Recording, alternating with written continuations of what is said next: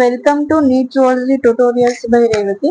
In this video, we are going to discuss about Animal Kingdom. అంటే Animal Kingdom ఒక fast track వేలో revision చేద్దామని చెప్పేసి start చేశాను. నీట్ ఎగ్జామ్ వెరీ సూన్ ఉంది కాబట్టి ఇది నీట్ ఆస్పిరెంట్స్ కి ఎంతో కొంత హెల్ప్ అవుతుంది అని చెప్పేసి ఈ వీడియో షూట్ చేస్తున్నాను.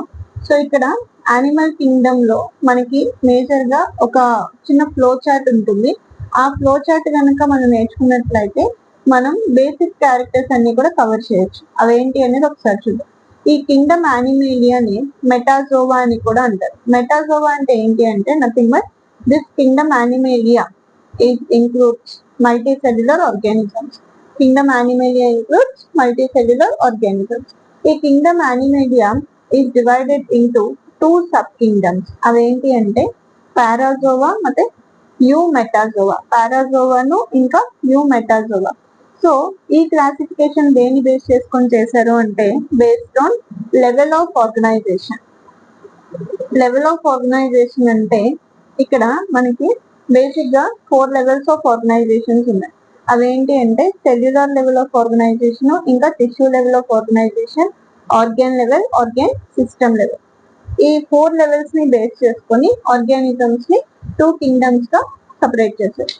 ఇక్కడ parazoans they are exhibiting cellular level of organisation, అలాగే eumetazoans they are exhibiting tissue level of organisation. Parazoans అంటే ఏమొస్తాయి అంటే ఫైలం కోరిఫెరా, అంటే అన్ని స్పాంజెస్ కూడా సెల్యులర్ లెవెల్ ఆఫ్ ఆర్గనైజేషన్ ని ఎగ్జిబిట్ చేస్తాయి. ఎందుకు అంటే ఇక్కడ communicating cells, that is nothing but sensory cells, nerve cells అనేవి యాబ్సెంట్ కాబట్టి ఇవి సెల్యులర్ లెవెల్ ఆఫ్ ఆర్గనైజేషన్ ని ఎగ్జిబిట్ చేస్తాయి. ఇక్కడ యూమెటాజోవన్స్ వచ్చినట్లయితే for the first time neurons and nerve cells అనేది మనకి ఎక్కడ ఇవాల్వ్ అయినాయి అంటే the sub kingdom eumetazoa. This eumetazoa includes coelenterates, ctenophorans and all. Eumetazoa is again divided into 2 grades. అవేంటి అంటే రేడియేటా లేదంటే డిప్లోబ్లాస్టికా అంటాము, బైలేట్రియా లేదంటే ట్రిప్లోబ్లాస్టికా.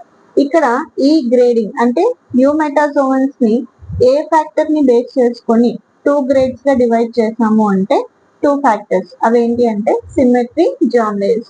సో మనకి there are 3 types of symmetries. అవేంటి అంటే asymmetry, radial symmetry and bilateral symmetry. అసలు బేసిక్ గా సిమెట్రీ డెఫినేషన్ ఏంటి అంటే if you can cut the organism into 2 equal halves by passing నిప్లిన్ త్రూ ద సెంట్రల్ యాక్సిస్, దాన్ని ఏమంటున్నాం సిమెట్రీ అంటున్నాం. అలా మనం ఒక ఆర్గానిజం ని 2 పార్ట్స్ గా డివైడ్ చేయగలిగితే ఆ ఆర్గానిజం సిమెట్రీని ఎగ్జిబిట్ చేస్తుంది అని. ఒకవేళ డివైడ్ చేయలేకపోతే ఆర్గానిజం సిమెట్రీని ఎగ్జిబిట్ చేయట్లేదు అని. ఇక్కడ ఎసిమెట్రీ, స్పాంజెస్ అనేవి ఎసిమెట్రికల్ ఆర్గానిజమ్స్. వీటితో పాటుగా అడల్ట్ గ్యాస్ట్రోపోడ్స్ కూడా ఎసిమెట్రికల్ ఆర్గానిజమ్స్ కిందకే వస్తాయి. ఎందుకంటే వాటికి కూడా ఒక పర్ఫెక్ట్ షేప్ అనేది ఉండదు, కాయిడ్ గా ఉంటాయి కాబట్టి adult gastropods comes under asymmetrical organisms. Next these coelenterates అంటే హైడ్రా కానీ, జెలీఫిష్ కానీ, క్టెనోఫోరన్స్, ఫ్లోరోబ్రాకియా ఇవన్నీ ఏ సిమెట్రీని ఎగ్జిబిట్ చేస్తున్నాయి అంటే రేడియల్ సిమెట్రీని ఎగ్జిబిట్ చేస్తున్నాయి. So you people know that the basic what is the basis of radial symmetry. Radial symmetry అంటే ఏంటి అంటే ఇక్కడ if you pass any plane through the central axis we can cut the organism into 2 equal halves. అంటే ఈ radial సిమెట్రీని మోనోక్సియల్ హెట్రోపోలర్ symmetry అని కూడా అనొచ్చు. ఎందుకు అంటే సెంట్రల్ యాక్సిస్ నుంచి మనం ఎన్ని ప్లేన్స్ పాస్ చేసినప్పటికీ మనం ఆ ఆర్గానిజం ని ఈక్వల్ హాఫ్స్ గా డివైడ్ చేయొచ్చు. That symmetry is nothing but radial symmetry. Okay, bilateral symmetry అంటే సెంట్రల్ యాక్సిస్ నుంచి ఒక ప్లేన్ ని పాస్ చేసి మాత్రమే మనం ఆర్గానిజం ని 2 ఈక్వల్ హాఫ్స్ గా డివైడ్ చేయగలం. ఇక్కడ రేడియల్ సిమెట్రీని మోనోక్సియల్ హెట్రోపోలర్ సిమెట్రీ అని కూడా అంటారు. Examples for radially symmetrical organisms తీసుకుంటే coelenterates, ctenophorans. ఇక్కడ ఒక ఎక్సెప్షన్ ఉంది, all coelenterates are exhibiting radial symmetry అంటే కాదు. సో ఇక్కడ some organisms they are exhibiting biradial symmetry, example సిఎన్మోడ్. అలాగే అన్ని పొరిఫెరెన్స్ కూడా ఎసిమెట్రియా అంటే అన్ని పొరిఫెరెన్స్ కూడా ఎసిమెట్రీని ఎగ్జిబిట్ చేయగలరు. సో అలాగే next comes to bilateria and triploblastica. So bilateria అంటే they are exhibiting bilateral symmetry, triploblastica అంటే they are having 3 germinal layers. 2 germinal layers ఉంటే దాన్ని ఏమంటున్నాం డిప్లోబ్లాస్టికా, అలాగే 3 germinal layers ఉంటే దాన్ని ట్రిప్లోబ్లాస్టికా అని. This bilateral ట్రిప్లోబ్లాస్టికా is categorized into 2 divisions. అవేంటి అంటే ప్రోటోస్టోమియా, జ్యూట్రోస్టోమియా. ఇది దేని బేస్ చేసుకొని కేటగరైజ్ చేశారు అంటే based on the fate of blastopore. ఇక్కడ చూసినట్లయితే ఒకవేళ బ్లాస్టోపోర్ ఫస్ట్ మౌత్ కింద డెవలప్ అవి లాటర్ ఓపెనింగ్ ఏనస్ కింద డెవలప్ అయితే దాన్ని ప్రోటోస్టోమియన్స్ అంటారు. ఓకే, ప్రోటో అంటే ఫస్ట్, స్టోమియం అంటే మౌత్.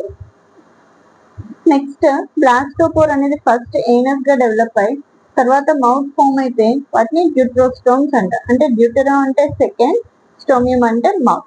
సో ఇక్కడ బ్లాస్టోపోర్ ఈ ఆర్గానిజమ్స్ లో ఫస్ట్ మౌత్ గా డెవలప్ అవుతుందా లేదంటే ఏనస్ గా డెవలప్ అవుతుందా అనే దాన్ని బేస్ చేసుకుని ఆర్గానిజమ్స్ ని 2 డివిజన్స్ గా కేటగరైజ్ చేశారు. అదే protostomia, deuterostomia. This protostomia is again categorized into 3 subdivisions. They are acoelomata, pseudocoelomata and schizocoelomata. This classification is based on presence or absence of body cavity లేదంటే సీరం. బాడీ క్యావిటీ ఉందా లేదా అనే దాన్ని బేస్ చేసుకుని organisms are categorized into 3 groups. ఇప్పుడు acoelomata అంటే general గా సైన్స్ లాంగ్వేజ్ లో ఏ అన్న ప్రిఫిక్స్ ఉంది అంటే అబ్సెన్స్ అన్నట్టు. సీరోమ్ అంటే బాడీ క్యావిటీ, సూడో అంటే ఫాల్స్, సీలోమ్ అంటే బాడీ క్యావిటీ. స్కైజో అంటే splitting. By the splitting of ectoderm and endoderm, the body cavity is formed. Enteron అంటే from the archenteron, the body cavity is formed. Okay. Enteron is nothing but gut cavity. Gut means gut అన్నమాట.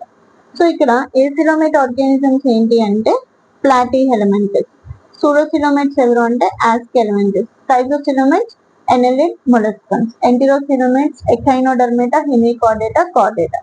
ఇక్కడ యూసిలోమైట్స్ అనేది ఎవరు అంటే phylum ఎనెలిడా నుంచి Chordata వరకు యూసిలోమైట్స్ కింద consider చేస్తాం. ఇక్కడ parazoans cellular level of organisation exhibit చేస్తాయని చెప్పుకున్నాం. Eumetazoans tissue level of organisation exhibit చేస్తాయి. అలాగే coelenterates they are exhibiting tissue level of organisation and their symmetry is radial symmetry and they are having 2 germinal layers. అలాగే క్లినోఫోరన్స్ కూడాను they are exhibiting tissue level of organizations and they are exhibiting radial symmetry and they are having 2 germinal layers. Comes to protostomians, here these platyhelminthes they are exhibiting organ level of organization and their symmetry is bilateral symmetry and they are having 3 germinal layers. Next comes to askelmenthes. They are exhibiting organ system level of organization and their symmetry is bilateral symmetry and they are having 3 germinal layers. Comes to schizocoelomates, that means annelids, arthropods, molluscans. These are all exhibiting organ system level of organization and bilateral symmetry and these are triploblastic organisms. And these echinoderms, hemichordates and chordates are also exhibiting organ system level of organization and they are exhibiting bilateral symmetry and triploblastic organisms. Here one exception we have to remember. There are actually two exceptions, that is echinodermata.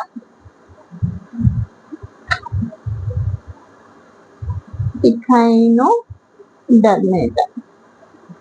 That means starfish. This starfish primarily they are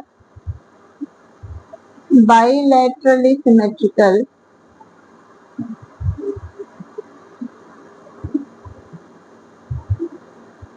but secondarily they are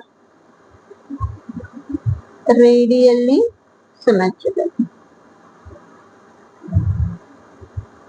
This is very important. This is a PYQ. Okay. And here this pseudocoelomate also PYQ recently. Last year only they asked 2025. Okay. So here echinodermata, that is nothing but starfish by first primary ಅಂದ್ರೆ larval stage లో అవి ఏ type of సిమెట్రీని exhibit చేస్తున్నాయో ఆ సిమెట్రీని primary symmetry అంటాం. Adult stage లో ఏదైతే సిమెట్రీని exhibit చేస్తున్నాయో దాన్ని secondary symmetry అంటాం. ఇవి primarily bilaterally symmetrical but secondary these are radially symmetrical. This is a very important exception we have to remember. And one more is mollusca, that is gastropods. Snake. This is primarily bilaterally symmetrical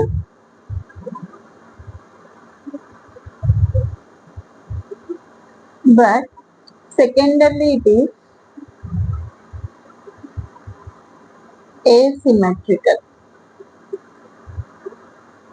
So these are the examples. In this case we have to remember.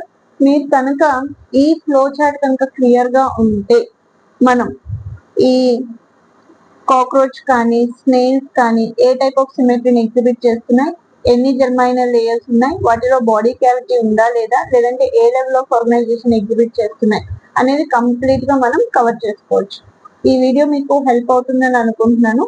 ఈ flow chart వరకు మీరు కనుక నేర్చుకొని exam హాల్లో ఒక rough space కింద దీన్ని draw చేసుకొని రెడీగా పెట్టుకుంటే దీనికి రిలేటెడ్ గా అంటే ఈ 5 ఫ్యాక్టర్స్ కి రిలేటెడ్ గా that is level of organisation, symmetry, germ layers and coelom and fate of blastopore ఏ క్వశ్చన్ అడిగినా విత్ ఇన్ షార్ట్ పీరియడ్ మీరు అటెండ్ చేయొచ్చు. అంటే ఇక్కడ మనం టైం సేవ్ చేసుకోవచ్చు అనమాట. మనకి కాన్సెప్ట్ మీద క్రిస్టల్ క్లారిటీ అనేది వస్తుంది. అక్కడ మనకి టైం సేవ్ అయితే ఆ టైం ని మనం నెక్స్ట్ సబ్జెక్ట్స్ కి యూజ్ చేసుకోవడానికి వీలుగా ఉంటుంది. ఒకవేళ ఈ వీడియో మీకు నచ్చినట్టయితే please like, share and subscribe my channel to support me. Thank you for watching.